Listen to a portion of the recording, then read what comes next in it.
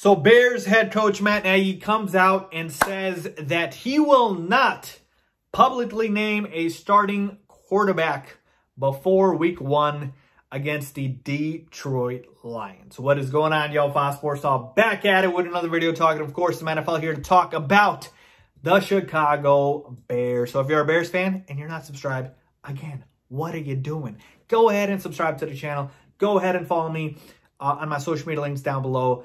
Reach out to me, ask questions, do what it is you gotta do, folks, but you gotta support, right? Make sure you support. So thank you guys that have supported, and make sure if you have not subscribed, do so. Turn on the post notifications. So we're talking about Matt Nagy. Came out with a pretty big statement saying he's not naming a starter, all right? So this entire race that we've been waiting on, we thought we're getting closer and closer to an answer. He said, nope, you're not gonna find out until, you know, literally the game against Detroit Lions in week 1. So let's talk about it.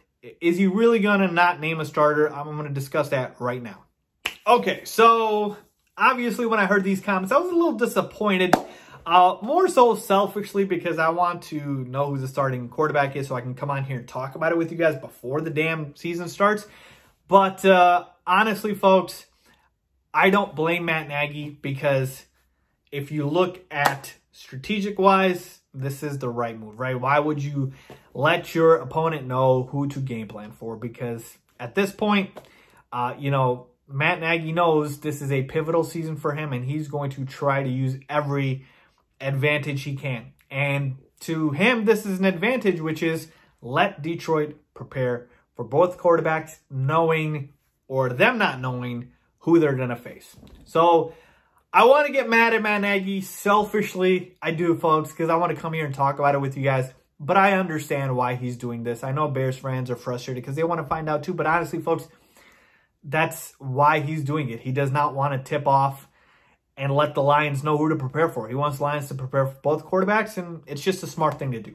Okay, so you can't get mad at that. All right, so let's get that out of the way. Let's talk about who is actually the starting quarterback, and does Matt Nagy already know? I believe Matt Nagy knows. I believe Matt Nagy at least is leaning in a direction.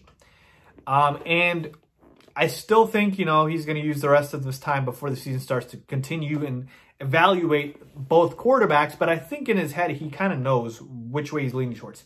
Now, as far as what training camp reports have said, you know, with regards to reporters and whatnot, you know, at the start of training camp, it looked like Mitch Trubisky kind of had the slight lead. He had better practices, and then Nick Foles had really come on strong as of late, and it looked like Nick Foles is now in the slight lead. But at the end of the day, folks, it's still a toss-up. It's still 50-50. And so to me, again, I don't think anybody can make a strong conviction either way. Obviously, I've kind of planted my flag already with Mitch Trubisky saying I think he's going to be the starting quarterback. So, you know, I'm going to go there. But again, at the end of the day, I've said this from the beginning. I want whoever is going to help the Chicago Bears win football games. That's all I care about. So whether that's Trubisky or Foles, I don't care. I want whichever quarterback is better for the team and whichever quarterback helps us win football games. So again, I am sticking with my prediction of Mitch Trubisky winning the starting quarterback job. But if you look at training camp reports, you'll see maybe Nick Foles has the slight lead. You know, you can make arguments both ways, which is funny to me because it's like, oh, Nick Foles can't even beat Mitchell Trubisky. And, you know, if he has a slight lead, that's an indictment on him.